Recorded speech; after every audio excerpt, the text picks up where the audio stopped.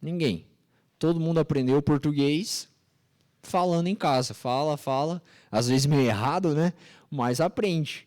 E aí depois você vai na escola e diz, por isso que é isso, o sujeito vai aqui, o predicado vai lá, oração coordenada, subordinada, aí você estuda gramática e você aprende como funciona. Para uma criança, o processo de conversão deveria ser assim. Elas ouvem falar sobre Cristo, elas ouvem falar sobre Deus durante a semana, na igreja, elas vêm para a igreja, elas participam e tudo mais. E aí, quando elas crescem, quando elas têm entendimento, elas vão estudar na Bíblia e dizem, então é por isso que eu falo isso e tal. Mas para elas já é algo óbvio. Falar sobre Deus, falar sobre Cristo já é algo óbvio, porque já está no coração delas. Então, essa é a importância. Se os teus filhos não participam, se os teus filhos estão distantes, se você não fala durante a semana, é a mesma coisa que uma linguagem. Eles vão aprender, quanto menos você falar, menos eles vão... Quando os pais falam errado português, os filhos falam errado português. Se os pais falam mais corretamente, os filhos vão falar mais corretamente. A vida cristã é a mesma coisa. Quanto mais você fala sobre Deus em casa e tudo mais, mais eles vão aprender sobre Deus. Quanto menos você fala, menos eles vão aprender. Então, essa é a importância de você falar, de você cultuar a Deus durante a semana, de você instruí-los e também trazê-los para a igreja, que faz parte desse direcionamento. Então, irmãos, dito isto, nessa noite a gente vai continuar falando um pouco sobre a glória de Cristo no lar cristão. A gente está no 6º sermão sobre esse assunto. E existe um momento da vida onde duas pessoas se sentem atraídas e ficam apaixonadas e começam a namorar. Né? Todo mundo namora. Né? Ou pelo menos se supõe que deveria, se querem se casar. Se uma pessoa não namora, alguma coisa está errada. Né? Ou o sujeito é muito feio, ou alguma coisa está errada. Né?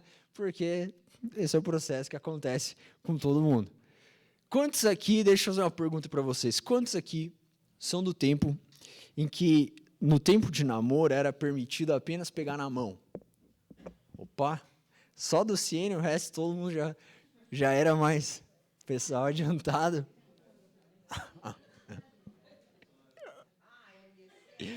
Yes.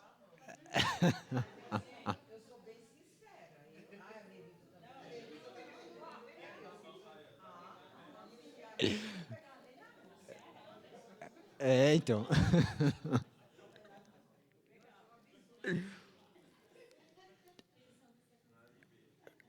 Olha só, ou também tem essa de pegar na mão, ou que começar alguma coisa sem conversar com o pai primeiro era algo completamente inimaginável. Né? Então, ou o pai tinha que estar na sala, olhando.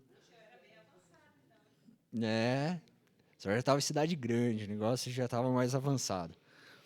Então, olha só, essas são coisas... O que aconteceu com a nossa sociedade? Essa é uma pergunta que a gente deve fazer em cima dessas reflexões. O que aconteceu com a nossa sociedade?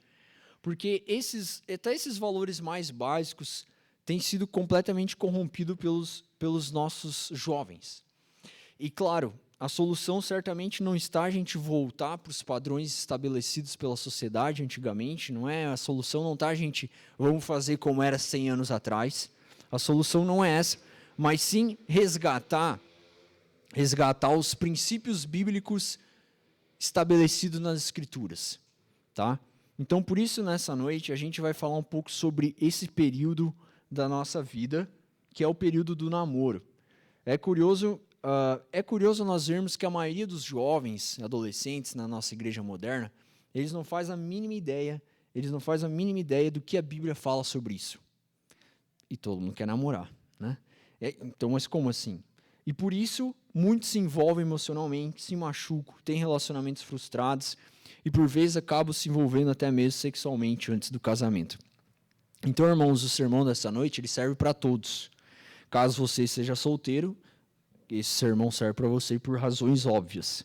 Mas caso você já seja mais velho e já tenha passado por esse momento de sua vida, talvez a tua experiência tenha sido boa ou não. O fato é que todos nós precisamos aprender sobre isso para instruir os mais novos. E você tem o dever de aprender sobre isso para ensinar os teus filhos, se não os teus filhos, instruir os adolescentes e ajudar as pessoas nesse momento da vida. Então, nessa noite, o sermão está dividido em 3 partes. Tá? Na primeira parte, nós vamos falar um pouco sobre a autoridade do pai. Na segunda, nós falaremos um pouco sobre princípios gerais para o namoro bíblico. E na terceira parte, nós falaremos sobre os limites que deveriam ser estabelecidos no namoro para refletirmos a glória de Deus. Então vamos começar falando então um pouco sobre a autoridade do pai. Autoridade do pai, vamos ler uma passagem em Números capítulo 30.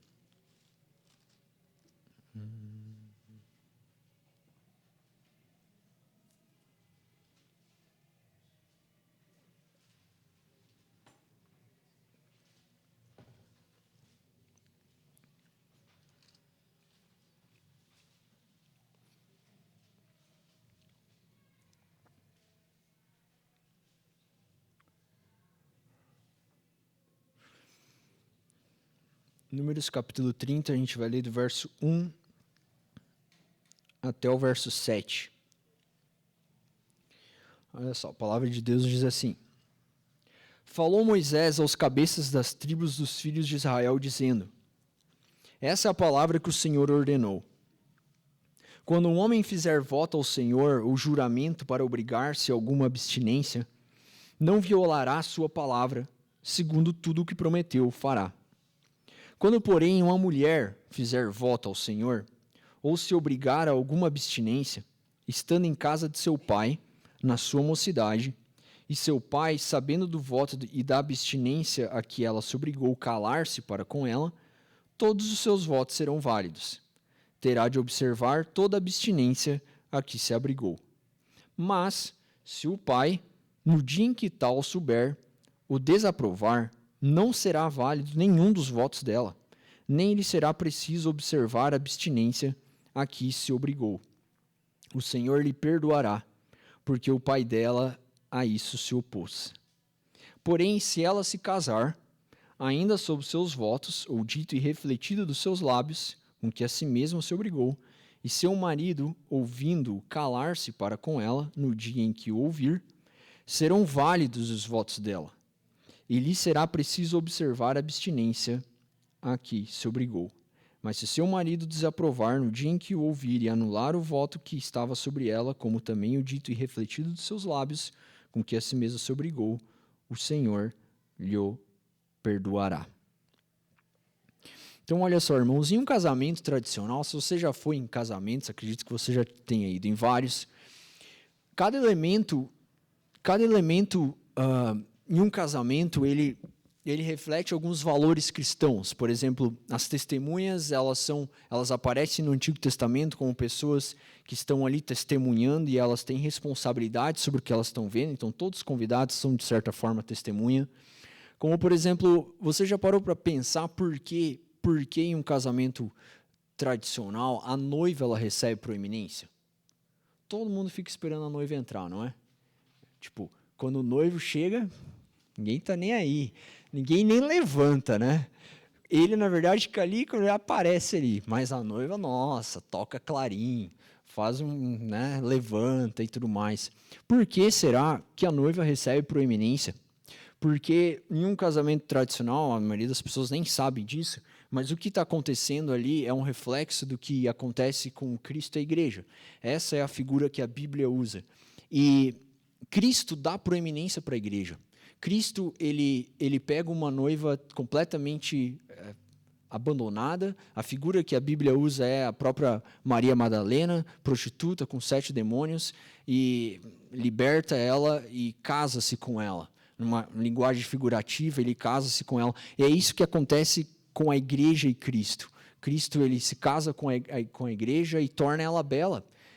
E torna ela bela a ponto de dar proeminência para ela, de forma de que nós agora somos herdeiros de novos céus e nova terra e podemos participar de várias bênçãos. Então, num casamento, quando você vai num casamento e você presencia isso, o que um cristão ele deveria fazer é se lembrar disso.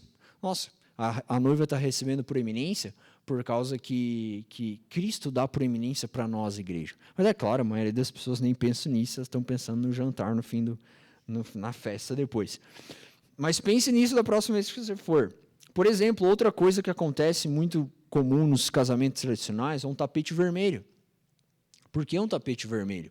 Poderia ser qualquer outra cor, preto, verde, azul, justamente porque o que está sendo demonstrado ali é a relação entre Cristo e a igreja. E o que consuma essa relação entre Cristo e a igreja? O sangue de Cristo na cruz. E o vermelho representa isso. Por exemplo, outra coisa, vestido branco. Por que vestido branco? Por que não vestido rosa? Porque o vestido branco representa pureza, representa aquilo que Cristo faz com a igreja. Quando Cristo ele nos compra, ele nos purifica dos nossos pecados, ele nos lava e agora nós somos mais alvos do que a neve, por causa de Cristo. Por isso a noiva usa um vestido branco. Por exemplo, nos casamentos mais tradicionais, mais antigos, hoje em dia já não se usa muito, as mulheres costumavam usar véu.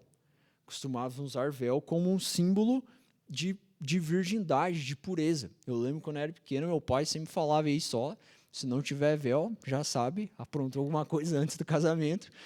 Hoje em dia o pessoal já não liga mais tanto para isso. E uma outra coisa que acontece no casamento tradicional é a figura do pai entrar com a noiva. Então, a noiva ela não entra sozinha, ela entra com o seu pai, o noivo vai até frente, ele passa, né? Então dá um beijo ali e tal, passa, e aí o noivo assume a noiva até aquele momento. O que está sendo representado nesse momento do casamento é algo muito importante, muito real na vida. Até aquele momento da vida dessa moça que está se casando, todas as responsabilidades financeiras, emocionais, espirituais, todas essas responsabilidades sobre a vida dela estavam sobre os ombros do pai. O pai ele era 100% responsável por essa menina.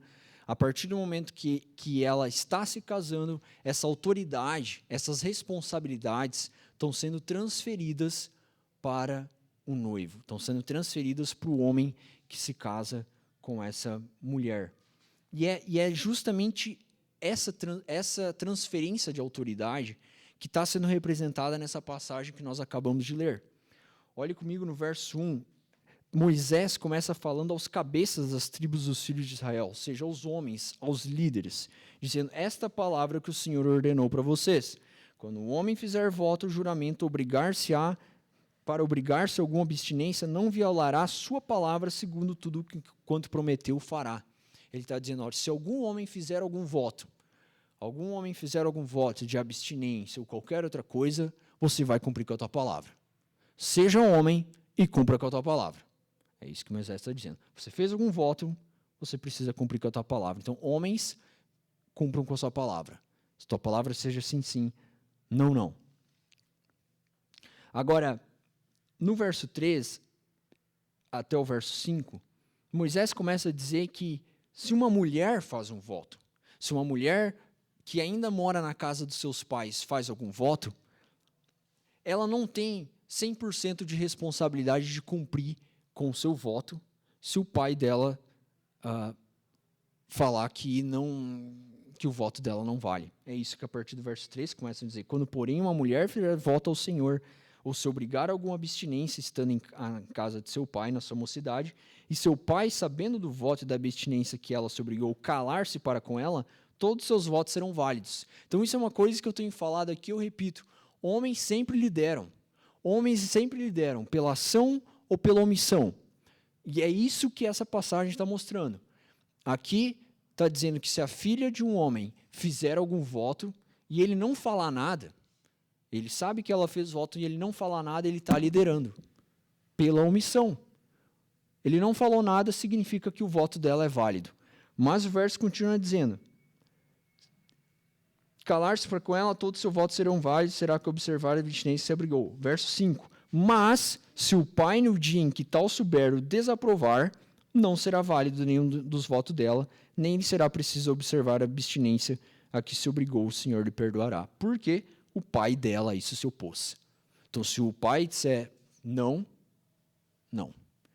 Então, entendam isso. Homens, é extremamente saudável para um homem, quando ele chega com 18 anos, quando ele chega na sua maioridade penal, ele sair de casa.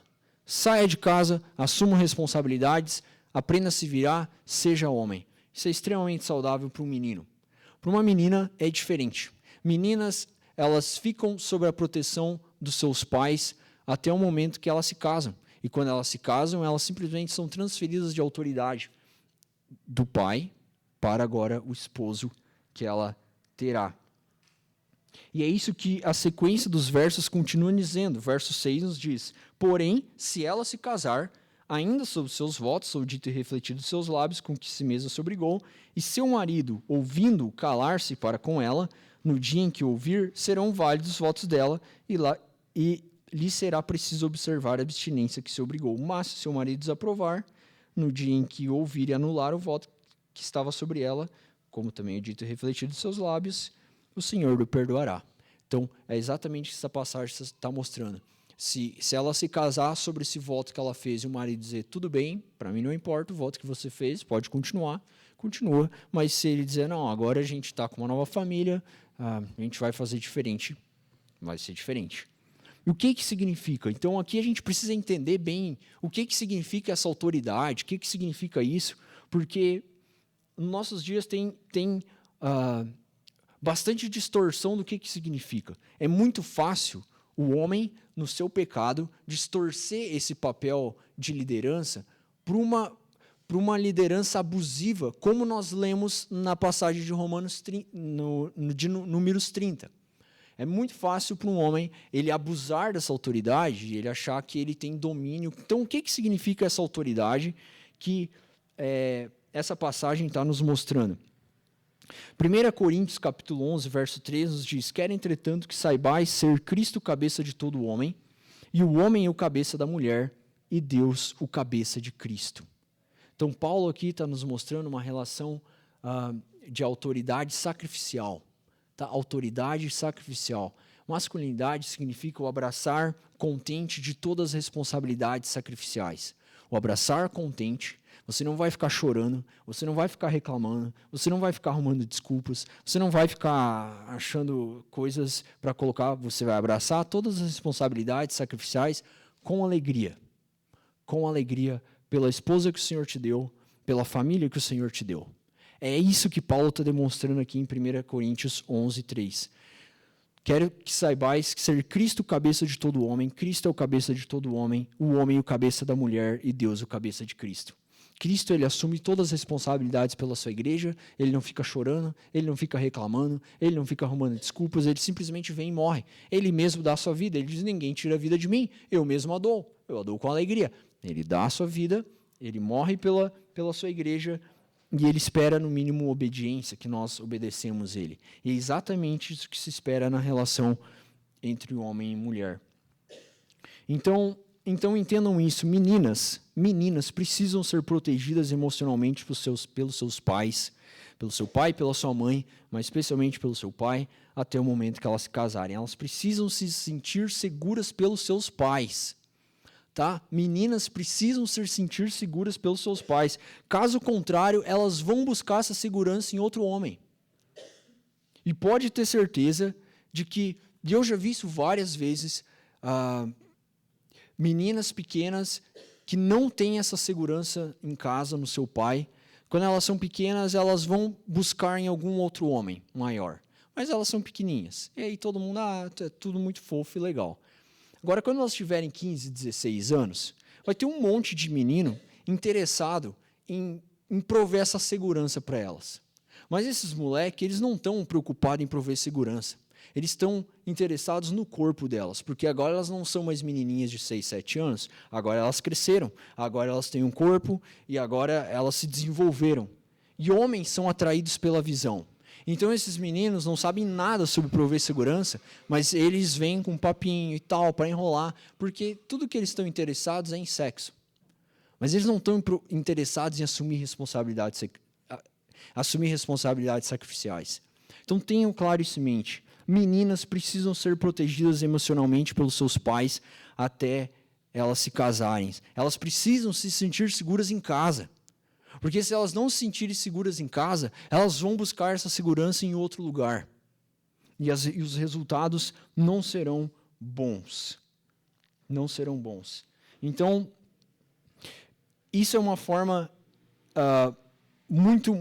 essa é uma forma muito eficiente, principalmente se você tem um casal de filhos, se você tem menino e menina, uma forma de ensinar isso. Meninas, a criação é diferente, porque um pai ele lida com uma filha provendo segurança para a menina e para o filho dando responsabilidades. O filho precisa aprender a ser homem, precisa aprender a sair de casa com 18 anos. A menina precisa aprender a ficar em casa. Ela precisa aprender a ser protegida pelo seu pai. Ou pelo menos se sair para estudar ou fazer alguma coisa na vida, saber que até mesmo longe de casa ela ainda está sob a autoridade, ela ainda está sob a responsabilidade do seu pai até o momento que ela se casar. Esse é o padrão bíblico. Se nós, cristãos, voltássemos a esse padrão, que muito da nossa sociedade 100 anos atrás tinha, muito das tragédias que nós vemos nas famílias, até mesmo entre cristãos, seriam evitadas. Seriam evitadas. Então, tenham claro isso em mente. Mulheres, por exemplo, que não têm pais, né, podem encontrar essa ajuda na igreja, em casais mais maduros. Então, por vezes, nós temos casos de pessoas que não têm seus pais, ou seus pais não são cristãos, ou perdeu seus pais por algum motivo. A igreja é o lugar de refúgio para isso, e todos nós temos a responsabilidade de ajudar essas pessoas a encontrar esse refúgio aqui. Mulheres precisam se sentir seguras em algum momento, e elas vão encontrar essa segurança na igreja, caso elas não tenham em casa. E caso você já tenha passado por essa fase, você já é uma pessoa mais velha, eu falo novamente, oriente os mais novos sobre isso. Nós temos uma necessidade desesperadora dos mais jovens entenderem isso quanto antes. Porque quanto mais cedo eles entenderem isso, mais bons frutos eles vão colher lá na frente. Então, essa é a primeira parte que eu gostaria que ficasse claro. Tá? O pai ele é autoridade sobre a sua filha até ela se casar. Então, pense comigo como funciona hoje um processo de namoro. Isso é até interessante, que um dia eu perguntei isso, eu dava aula no instituto e tinha uma galera só jovem, eu perguntei, como vocês fazem para quando querem conversar com alguém e tal? Vai no Instagram, começa a curtir a foto, começa a dar umas comentadas e tal, aí essa pessoa reage de volta, né? Eu falei, ok, e de onde vocês aprenderam isso? De onde vocês aprenderam a fazer desse jeito? Eles não souberam responder, mas eu sei. Eles aprenderam com o mundo. Eles aprenderam observando como o mundo faz. O mundo faz desse jeito. O mundo começa a fazer todas essas coisas, eles conversam durante vários meses, aí quando eles já têm tudo armado, tudo esquematizado, aí diz, mas a gente tem que contar para o nosso pai. O pai é o último a saber. Eles ultrapassam, eles passam por cima da autoridade do pai, e o pai é o último a saber. Não, mas o pai deveria ser o primeiro. Porque a menina está sob a responsabilidade do pai, antes de qualquer coisa. Então, vocês percebem como até mesmo os cristãos estão completamente distantes dos padrões que a Bíblia demonstra. Se a gente seguisse os padrões, a gente estaria com menos tragédia acontecendo, até mesmo no meio cristão. Então, dito isso, quero que nós agora venhamos olhar uma segunda parte, então, para falar um pouco sobre quais são os princípios para um namoro bíblico. Então, vamos ler uma passagem que se encontra no livro de Gênesis. Gênesis, capítulo 24.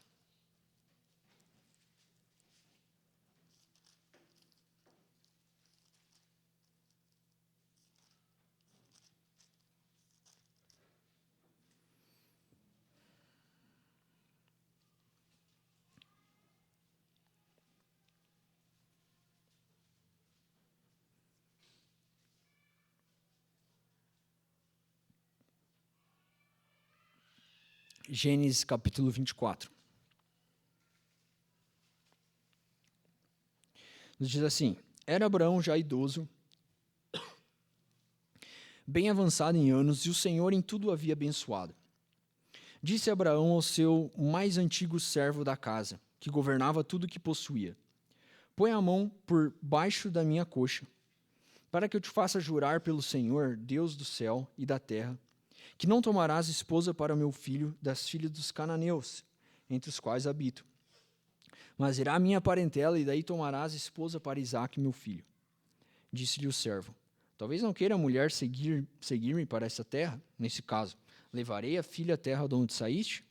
Levarei teu filho à terra de onde saíste? Respondeu-lhe Abraão: cautela, não faças voltar para lá meu filho. O Senhor Deus do céu, que me tirou da casa de meu pai e da minha terra natal, e que me falou e jurou, dizendo: a tua descendência darei essa terra, ele enviará o seu anjo que te há de preceder, e tomarás de lá a esposa para o meu filho. Caso a mulher não queira seguir-te, ficarás desobrigado do teu juramento. Entretanto, não levarás para lá meu filho. Com isso, pôs o servo a mão por baixo da coxa de Abraão, seu senhor, e jurou fazer segundo o resolvido.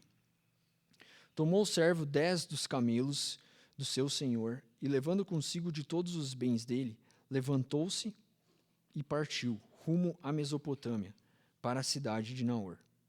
Fora da cidade, fez ajoelhar os camelos junto a um poço de água, à tarde, a hora em que as moças saem a tirar água, e disse consigo: ó Senhor, Deus de meu senhor Abraão, rogo-te que me acudas hoje e uses de bondade para com meu senhor Abraão. Eis que estou ao pé da fonte de água, e as filhas dos homens dessa cidade saem para tirar água. Dá-me, pois, que a moça a quem eu disser, inclina o cântaro para que eu beba, e ela me responder, bebe, e darei ainda de beber aos teus camelos, seja que designaste para o teu servo Isaque. E nisso verei que usaste de bondade para com o meu senhor. Considerava ele ainda quando saiu Rebeca, filha de Betuel, filho de Milca, mulher de Naor, irmão de Abraão, trazendo um cântaro ao ombro. A moça era muito formosa de aparência, virgem, a quem nenhum homem havia possuído. Ela desceu à fonte, encheu seu cântaro e subiu. Então o servo saiu-lhe ao encontro e disse: dá-me de beber um pouco de água do teu cântaro. Ela respondeu: bebe, meu senhor. E prontamente, baixando o cântaro para a mão, lhe deu de beber. Acabando ela de dar a beber, disse: tirarei água para os teus camelos, até que todos bebam. E apressando-se em despejar o cântaro no bebedouro, correu outra vez ao poço para tirar mais água. Tirou-a e a deu a todos os camelos. O homem a observava em silêncio, atentamente, para saber se teria o senhor levado a bom termo a sua jornada ou não. Tendo os camelos acabado de beber, tomou o homem um pendente de ouro no meio de ciclo de peso, e 2 pulseiras para as mãos dela do peso e 10 ciclos de ouro. E aí começa a conversa entre eles, concluindo esse processo, tá? Então, olha só, esse processo demonstra alguns princípios que a gente encontra para um namoro bíblico, ou para o mais próximo daquilo que a Bíblia espera que nós venhamos desenvolver, que nossos filhos, que as nossas crianças, que os nossos adolescentes venham desenvolver. Então, na primeira passagem, a gente vê que Abraão já era idoso, ele já era bem avançado em dias, e a sua esposa Sara havia acabado de morrer. No capítulo anterior, a gente vê isso. Significa que Abraão já era velho, Sara tinha morrido, e Isaac estava solteiro. Então, ele tinha uma promessa de que a sua descendência seria uma grande descendência, e ele estava preocupado com isso, e ele resolve agilizar as coisas para tentar encontrar uma esposa para Isaac. Então, a primeira preocupação que a gente vê Abraão tendo aqui é encontrar alguém que não seja estrangeiro. Tá? Então, o povo de Israel tinha uma ordenança bíblica de se relacionar apenas com pessoas do povo de Israel. Pessoas que compartilhavam da mesma fé, pessoas que compartilhavam dos mesmos valores, pessoas que tinham o mesmo propósito de vida. Então, esse é o primeiro princípio básico que todo cristão deveria ter em mente. Quer se relacionar com alguém, procure pessoa que compartilha dos mesmos valores, procure uma pessoa que compartilha da mesma fé. Eu sei que muitas pessoas têm o que a gente chama aí de namoro evangelístico, mas olha, o risco é muito grande. Isso deveria ser a exceção e não a regra. Deus usa isso por vezes, com certeza usa, mas essa não é a regra. A regra bíblica é: encontre alguém da mesma fé, encontre alguém que compartilhe dos mesmos valores. Porque se você quiser arriscar num chamado namoro evangelístico, saiba que os riscos são muito grandes. Tá? Saiba que os riscos são muito grandes e eu não vou fazer teu casamento. Então já pode encontrar outro pastor para fazer o teu casamento. Né? Então, saiba disso. O que a Bíblia espera é que você se relacione com alguém da mesma fé. Essa era a primeira preocupação de Abraão. Abraão pega seu servo mais antigo, provavelmente Eliezer aqui, e ele faz ele jurar isso. Ele diz, olha, não vai buscar gente fora da terra de Israel. Dito isso, a gente pode ver aqui que Deus ele está envolvido em todo o processo. Esse é o segundo princípio bastante interessante. Há um temor muito grande no coração desse homem em errar. Ele ora, ele é cauteloso, ele não se apressa, ele observa a mulher em silêncio, ele observa várias coisas. Ele não é desesperado. Sai atirando para tudo que é lado e tal, tenta com uma, tenta com outra, vamos ver qual que der certo aqui ou não. Ele é um homem observador, ele é um homem paciente. E essa é uma virtude cristã. Essa é uma virtude cristã. Quantas pessoas desesperadas, não, mas vou ficar solteiro a minha vida toda, não vou casar. E pum, erra o tiro. E aí depois, a gente vai falar isso no próximo sermão sobre casamento, divórcio e novo casamento, para a gente entender um pouco mais da seriedade que é você se casar e você quiser se divorciar e quais são as regras que a Bíblia estabelece. Então, saibam disso, casamento é para a vida toda, essa é a instituição que Deus formou, até que a morte separe. Então, não é algo que deve ser resolvido às pressas. E não era isso que esse homem estava tentando fazer. Ele estava temendo o Senhor e estava buscando a melhor maneira de fazê-lo. E o terceiro princípio bastante interessante que a gente vem aqui é que as famílias sabem de tudo. Se você continuar lendo essa passagem, eu recomendo que você leia ela em casa, você vai ver que quando o homem ele tem a confirmação de que é Rebeca, a primeira coisa que ele quer fazer é conversar com o pai de Rebeca. Aparece ali Labão, né, querendo ver os pendentes de ouro e tal, fica interessado. A primeira coisa que ele quer fazer é conversar com o pai dela. Ele diz, não, eu quero conversar com teu pai. E ele vai lá, conversa com o pai dela e tudo mais. E depois as decisões que Rebeca toma dizendo eu quero ir e tal, eu quero sair, todas elas são com a aprovação da família dela. Então, a família de Rebeca sabia de tudo e a família de Abraão sabia de tudo. A família de Isaac, que era o pai Abraão, eles sabiam de tudo. Então, as famílias estão ativamente envolvidas no processo. Então, é só vocês pararem para pensar quantos dos relacionamentos de vocês passaram por esses processos. É isso que a Bíblia estabelece. E tudo bem a gente errar, todo mundo erra. A questão é, o que a gente vai fazer agora com os nossos erros? O que a gente espera para a próxima geração? Se a gente errou, a gente precisa aprender com esses erros para ajudar a próxima geração. Errou. Não tem mais como consertar erro do passado. Agora, tem que instruir os mais novos para eles não cometerem os mesmos erros que vocês cometeram, que a gente está cometendo. Isso é falta de senso. Cometer os mesmos erros e dizer, agora eu não tenho mais nada para fazer, e deixar que a próxima geração tropece na mesma pedra que a gente acabou de tropeçar alguns anos atrás. Então, se voltem para as Escrituras, entendam esses princípios, para que quem está vindo antes de você não cometa os mesmos erros que você cometeu. Esses são os princípios. Se a gente quer uma próxima geração bem-sucedida, se a gente quer que nossos filhos sejam bem-sucedidos nos seus relacionamentos, eles precisam aprender isso quanto antes. Conversem desde já, na medida do que eles vão entender e na medida do que você pode instruir sobre essas coisas. Porque essa é uma área que interessa todo mundo.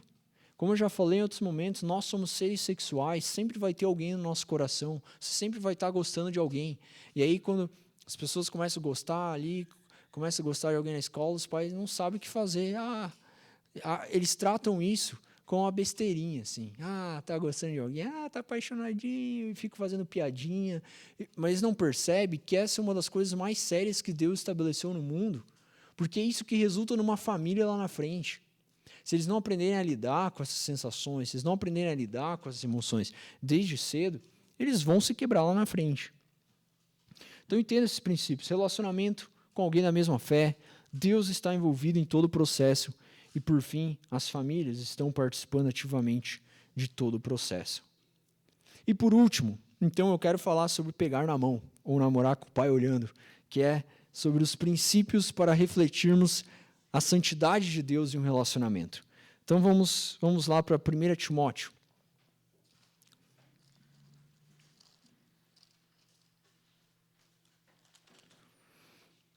1 Timóteo, capítulo 5.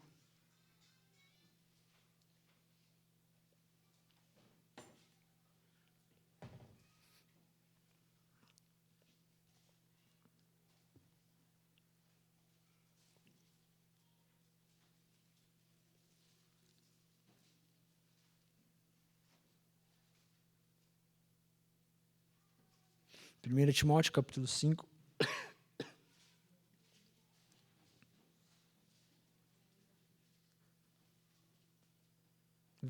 Nós estaremos lendo o verso 1 e o verso 2. Diz assim: não repreenda ao homem idoso, antes exorta-o como a pai, aos moços como a irmãos, e as mulheres idosas como a mães, as moças como a irmãs, com toda a pureza.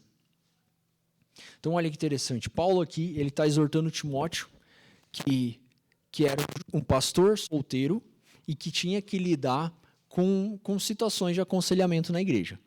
Então, Paulo está dando essas instruções para Timóteo, como ele deveria se relacionar, como ele deveria tratar e como ele deveria exortar, aconselhar pessoas de todas as idades. Então, ele começa falando sobre ao homem idoso, por exemplo, exorta como um pai, né? Como você exorta um pai? Você não exorta um pai da mesma forma com que você exorta o teu irmão. Você não fala com o teu pai da mesma forma que você fala com o teu irmão, porque o teu pai é uma autoridade, é mais velho, tem mais experiência. Então é isso que ele está dizendo, exorta como ao pai os mais velhos, aos moços como irmãos. Então aos moços dá para apertar um pouco mais, porque é como se fosse um irmão, né, Ivan? Então, né, pessoal mais jovem dá para apertar um pouco mais, porque é como irmão. O Eduardo também, pessoal que está no processo de liderança aí. As mulheres idosas como a mães, né, ou seja, entenda a experiência, a autoridade que ela tem, e as moças como irmãs. Então, Paulo está falando aqui para Timóteo em relação às moças que eram jovens como ele. Então, a essas você exorta como a irmãs com toda a pureza. Ele acrescenta isso com toda a pureza. E aqui a palavra grega que ele está usando é uma palavra que conota pureza sexual, tá? Então, e o que isso tem a ver com esse processo de namoro e relacionamento? Bom, tem tudo a ver porque nós nas escrituras nós temos nós temos apenas três categorias de pessoas. Nós temos pessoas casadas, nós temos pessoas solteiras, nós temos pessoas casadas e nós temos pessoas que são viúvas, alguma coisa assim. Mas todo mundo está basicamente em uma dessas duas primeiras categorias. Ou você está solteiro ou você está casado. E o que Paulo está demonstrando aqui é que na igreja todo mundo faz parte dessa família, todo mundo faz parte da mesma família. E a única categoria da qual uma pessoa ela é habilitada a ter relacionamento sexual é quando você está casado. É quando você está com uma aliança no dedo, é quando você já fez todo esse processo. Quem não está nessa categoria, está todo mundo na categoria de solteiro. Mas está noivo, não sei o que, está na mesma categoria. E o relacionamento que Paulo está demonstrando é que com essas pessoas, o relacionamento é um relacionamento de irmãos. É um relacionamento de irmãos. Então, ou você está na categoria de pessoas casadas e você tem um relacionamento íntimo, ou você está na categoria de pessoas solteiras e você tem um relacionamento de irmãos. Então, não existe na Bíblia uma categoria intermediária onde você tem mais liberdade física com a outra pessoa. Vocês entenderam? Porque para o mundo, namoro é isso. Existem os amigos que você trata como amigo. Bate papo, sai comer uma pizza, troca uma ideia e tudo mais. Aí dizer, não, agora a gente está namorando. O que isso significa para o mundo? Agora a gente tem mais liberdade física sobre o outro. É isso. Para o mundo é isso. Significa que agora você pode beijar, você pode amassar, você pode fazer um monte de outras coisas que você não faria com um amigo teu. Tá? Então, e você não faria com um irmão teu. Mas o que Paulo está demonstrando aqui é que antes do casamento, todo mundo está nessa categoria de amigo e irmão. Você que tem irmã, você daria um beijo na boca da tua irmã? Não faria isso. Mas é a mesma categoria, entende? Uma pessoa que está no processo de se conhecer, até ela se casar, ela está na mesma categoria que um irmão. Elas são irmãos em Cristo. Isso é o máximo que eles são. Significa que qual é o limite que precisa ter num namoro cristão? O mesmo limite que você tem com um amigo teu, o mesmo limite que você tem com um irmão teu. É o mesmo limite. Porque não existe essa categoria onde você pode ter mais liberdade física. Nossa, mas que cara dos anos 50. Não reclama com a Bíblia. É a Bíblia que estabelece esses padrões. Porque você só vai ter parte com o corpo da outra pessoa, você só vai ser um corpo a partir do momento que você se casa. Antes disso, não tem nada.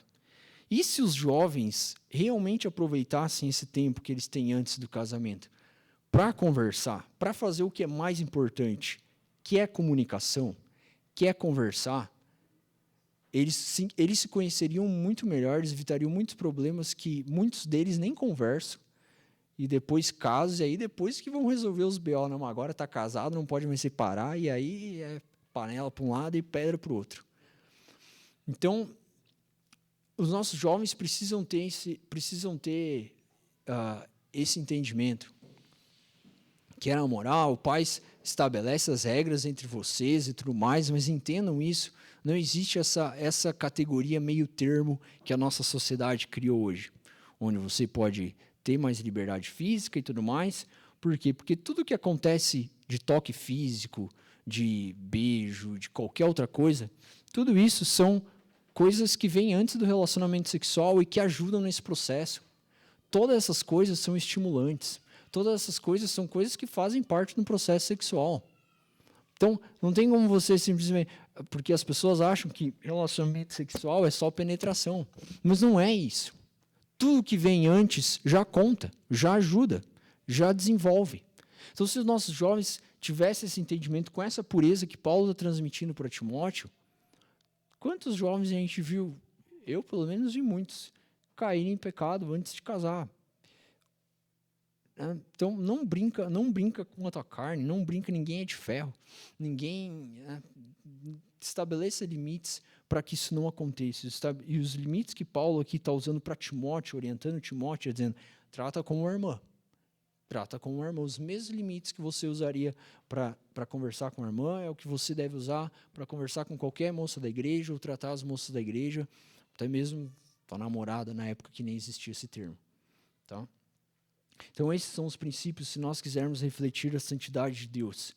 Se nós quisermos entrar nesse processo, se os nossos jovens, se as nossas crianças quiserem entrar nesse processo, quando eles crescerem, eles precisam refletir a santidade de Deus. E é isso que a Bíblia nos instrui para que nós consigamos fazer isso. Então, irmãos, nessa noite nós falamos um pouco sobre esses princípios que nós encontramos nas Escrituras para um namoro bíblico. Lembre-se, então, da autoridade dos pais. Homens, entendam essa importância. Meninos, entendam essa importância. Davi, entenda essa importância, tá? Fala com o pai, não atropele a autoridade do pai, para que nós consigamos, dessa forma, resgatar valores que eram óbvios para a sociedade em algum momento nem tanto, mas que nós temos o dever de resgatar. E que Deus nos ajude, irmãos. Vamos orar? Deus, nós te agradecemos pela tua palavra, nós te louvamos por ela nos instruir e nos direcionar. Nós pedimos que o Senhor nos ajude, nos dê graça para que isso aconteça, Senhor, para que os nossos crentes de hoje em dia consigam glorificar o Senhor nesse processo de relacionamento, e que tudo isso, Senhor, seja glorificado, que o Senhor abençoe as nossas crianças, nossos adolescentes, que ainda irão passar por esse processo em algum momento, que o Senhor preserve o coração deles, preserve-os de maus relacionamentos, preserve-os de terem más experiências nessa área. Sabemos que muitas delas servem de aprendizado, mas que o Senhor ajude cada um deles com temor no coração, se voltar para a Tua palavra e aprender daquilo que o Senhor quer que nós façamos, seguir os caminhos que o Senhor estabeleceu na Tua palavra. É em nome de Jesus que nós oramos. Amém.